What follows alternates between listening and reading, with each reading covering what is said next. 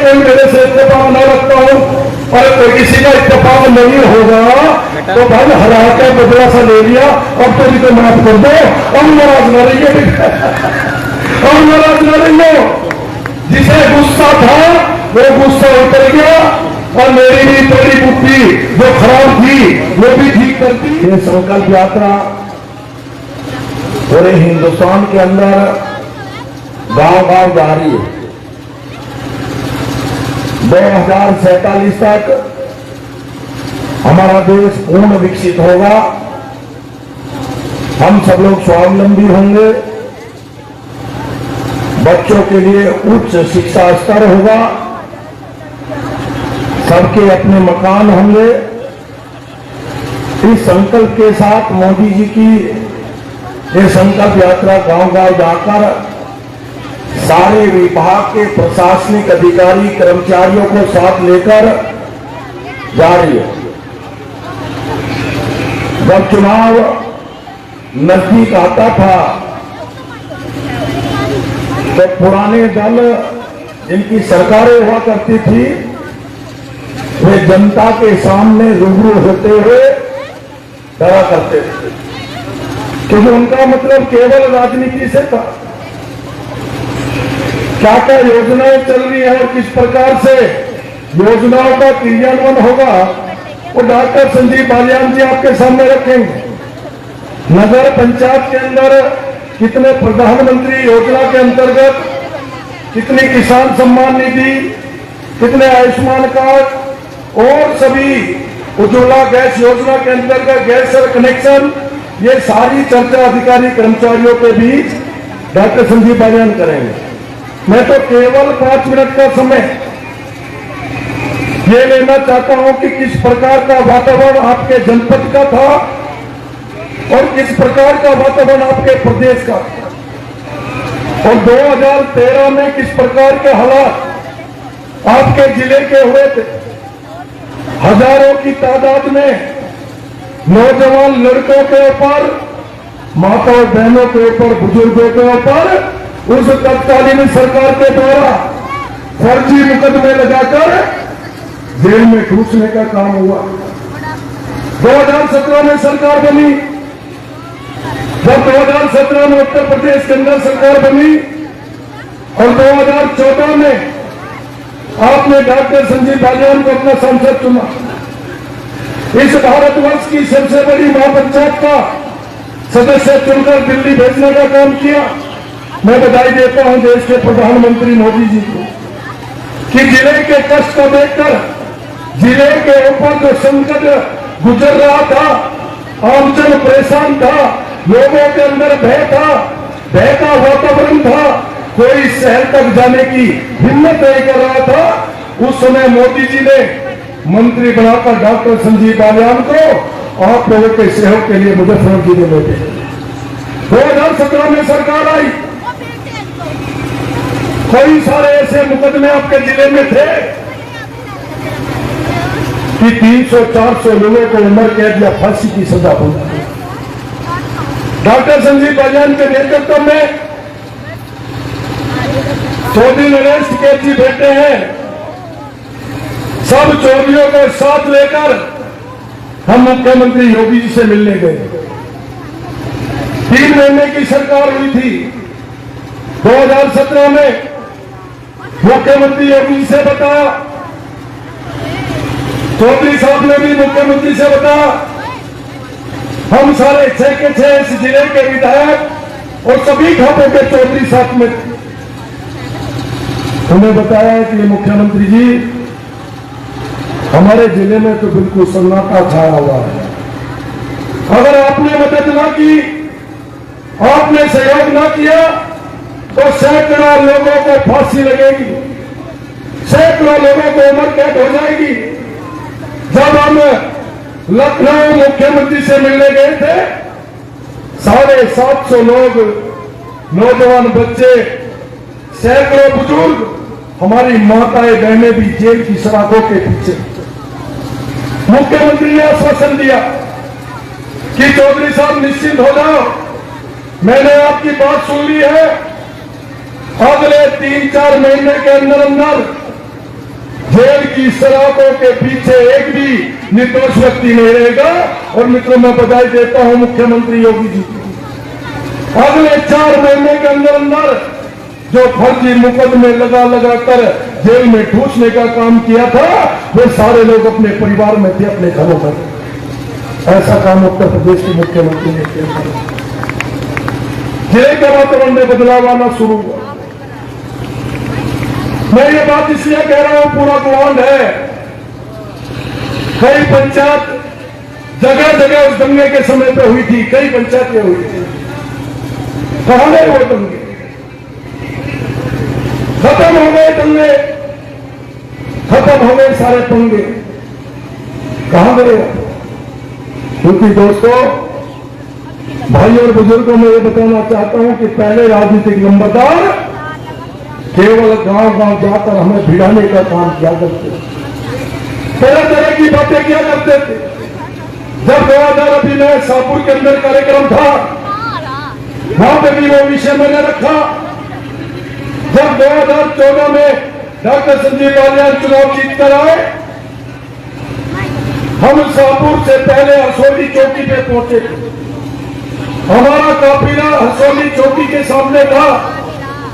SSP का phone आता है कि कौन से रास्ते से गांव में जाओगे? डॉक्टर साहब ने कहा कि कौन सा रास्ता है उसी से जाएंगे। बसी वाले रास्ते से गांव में जाते हैं, उसी से जाएंगे। प्रशासन में सपा की सरकार थी। बसी के अंदर पीएससी की गाड़ियां और पुलिस प्रशासन इतना पहुंच गया कि देख के अजीब सा लगता था। रात के 10:30-11 बजे का समय होता। लेकिन डॉक्टर साहब ने कहा, हमने कहा कि इस ऐसे वातावरण को खत्म करने के लिए ही तो डॉक्टर संजीव बालियान को 4 लाख वोटों से चुनाव जीता है जनता ने। यही तो वातावरण खत्म करना है जिले से। बसी वाले रास्ते से मत निकलना, ये सब खत्म करना है हमें। आप जाके देखो, कोई बसी का रास्ता, कोई चौड़ीकरण, कोई जब कोई वहां से निकलता था, कोई अपने परिवार की माता बहनों को लेकर मोटरसाइकिल से गुजरता था, तो तरह तरह के चुटकुले सुनाकर मजाक हुआ करती थी। अगर गिर जाया करता था तो उठाने वाला कोई नहीं हुआ करता था। आज वही बसी है, वही चौड़ा रास्ता है। जब वहां से निकलते हैं तो अपने दरवाजे के सामने खड़े होकर आवाज लगाते हैं, विधायक जी कभी हमारे यहां भी चाय पी के चले जाना। ऐसा वातावरण उस पर सिखा हुआ है। आज ऐसा वातावरण हुआ।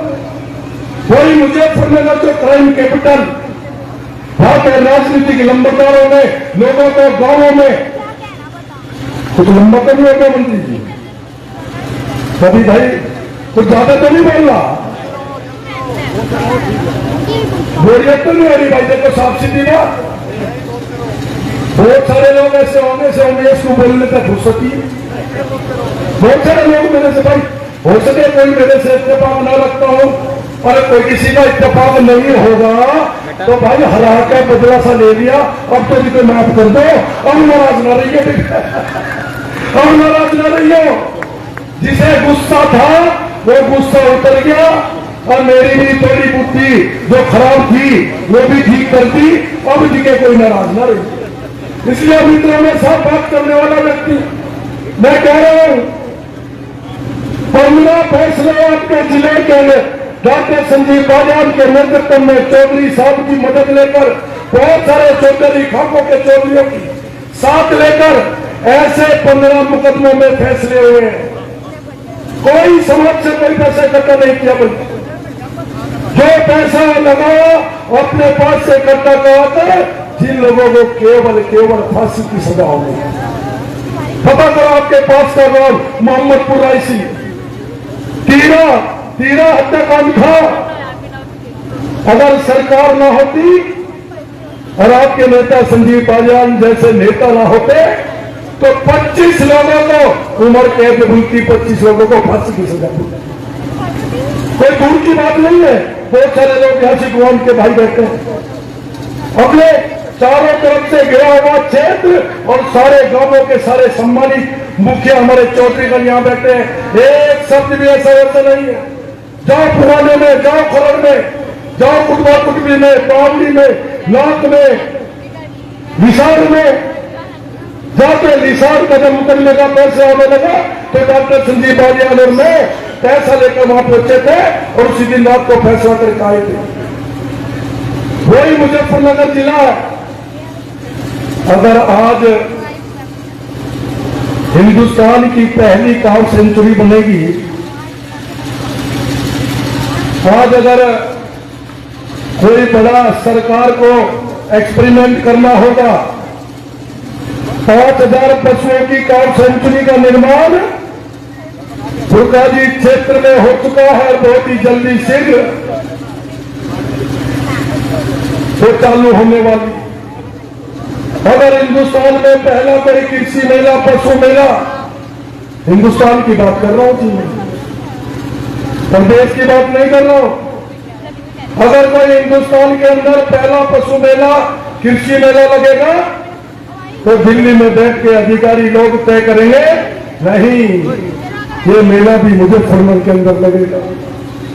अगर आर्मी की भर्ती आएगी, आर्मी की भर्ती की अगर दिल्ली में बैठकर आर्मी के अफसर चर्चा करेंगे तो वो भी मुजफ्फरनगर को चुनेंगे कि अगर शांतिपूर्वक भर्ती हो सकती है तो मुजफ्फरनगर के अंदर हो सकती है। मैं उस जिले की बात कर रहा हूं जिस जिले को पूरे देश के अंदर क्राइम कैपिटल कह के पुकारा जाता था।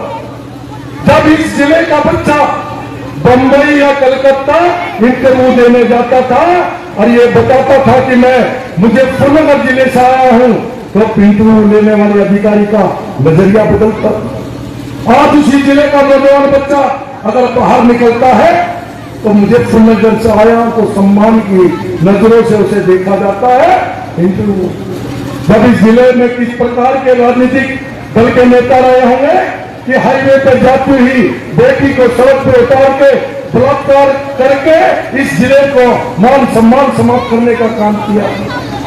वो खुद में सांसद रहे, उनके परिवारों के लड़कों ने सड़क पर जाती हुई गाड़ी को रोककर बेटी को उतारकर किस प्रकार की हरकत की थी मुझे बताने की जरूरत नहीं। आज वही जिला उस समय की बात में बता रहा हूं जब दिल्ली से कोई देहरादून जाता था तो रास्ते जब तक मुजफ्फरनगर की सीमा को पार नहीं कर लेता था तो दिल्ली में बैठे रिश्तेदार फोन करते रहते थे। आज वही मुजफ्फरनगर जिला है। अगर कोई देहरादून हरिद्वार जाता है, जाओ जाके देखो हाईवे के ऊपर कितने रेस्टोरेंट रिजोर्ट खुले हैं, भोजन करके मुजफ्फरनगर के अंदर जाता है। ऐसा सम्मान मुजफ्फरनगर का बड़ा है।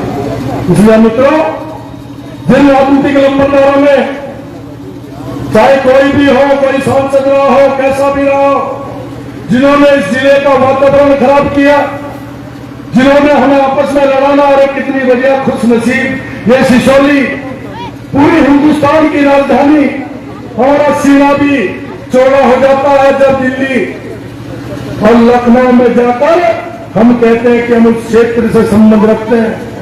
उस क्षेत्र के प्रतिनिधि है जिस क्षेत्र में सिसोली आती है।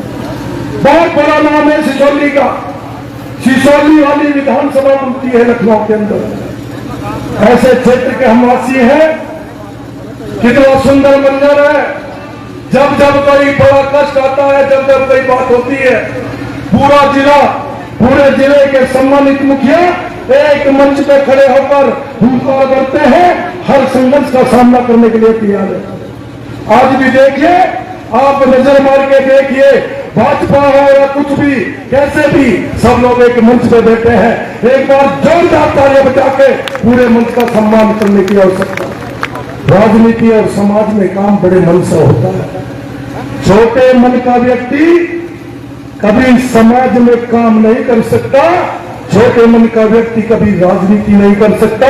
जिस व्यक्ति का मन बड़ा होता है वही समाज में काम कर सकता है, वही राजनीति कर सकता है। मित्रों, मैं आपको एक अंत में अब कहते हुए कि जिन राजनीतिक लंबरदारों ने बड़े बड़े पदों पर रहकर इस जिले के माहौल को खराब किया था, इस जिले के माहौल को खराब करके पूरी दुनिया में, पूरे भारत में ये बताता कि मुजफ्फरनगर अच्छा जिला नहीं है। उन राजनीतिक लंबरदारों का समापन हो चुका है और मैं दावे के साथ आज सिसोली इस ऐतिहासिक स्थल पर खड़े होकर घोषणा कर सकता हूं, अगले 25 साल 30 साल तक देश में से भाजपा की सरकार और प्रदेश में से भाजपा की सरकार जाने वाली नहीं है, ये मैं दावे के साथ कर सकता हूं। इसलिए मित्रों, बहुत ही सुंदर कार्यक्रम और आदरणीय मंत्री जी मुख्य वक्ता है, उन्होंने मुझे पूर्ण समय दिया, लेकिन बार बार मुझे चिंता जरूर हो रही, कभी ये सोच रहे हो बैठे बैठे कहने भाई, पर कोई बात नहीं। धन्यवाद मंत्री जी, आपको तो देखना चाहते हैं, आप मुझे देख ही रहे हैं, मैं तो सब लोगों का आशीर्वाद ले लिया और अब दोबारा कोई गलती सलती हुई हो उसकी भी माफी मांग ली। आप लोग बड़ी अच्छी संख्या में हमारे अधिकारी कर्मचारियों में, हमारे नगर पंचायत के हमारे तहसीलदार भी बैठे हैं, सब अधिकारी कर्मचारियों ने बहुत ही सुंदर कार्यक्रम संकल्प यात्रा का गांव सिसोली में किया। सबका अभिनंदन करते हुए, स्वागत करते हुए, हमारे अपनी आंगनबाड़ी बहनों का, आशा बहनों का, स्वयं सहायता समूह की बहनों का सबका अभिनंदन, स्वागत करते हुए अपनी बात समाप्त करता हूँ। धन्यवाद। जय हिंद, जय भारत।